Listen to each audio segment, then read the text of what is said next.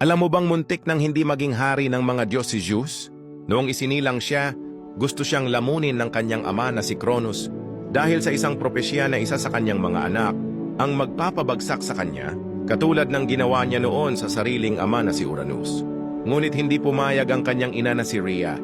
Sa takot na mawala ang kanyang anak, nagtago siya at pinalitan si Zeus ng isang malaking bato na binalot sa lampin na siyang nilamon ni Cronos ng walang pag-aalinlangan. Samantala, si Zeus ay lihim na pinalaki sa isang malayong kuweba sa Crete, inalagaan ng mga nimpa at pinalakas ng gatas ng isang mahiwagang kambing na si Amalthea. Habang lumalaki, naging matalino at malakas si Zeus. Hanggang sa dumating ang araw na handa na siyang harapin ang kanyang ama. Sa tulong ni Metis, isang matalinong diyosa, pinainom niya si Cronos ng isang espesyal na inumin na naging dahilan upang isuka nito ang kanyang mga kapatid sina Hades, Poseidon, Hestia, Demeter, at Hera. Pinangunahan ni Zeus ang isang matinding digmaan laban sa mga Titan na tinatawag na Titanomachi.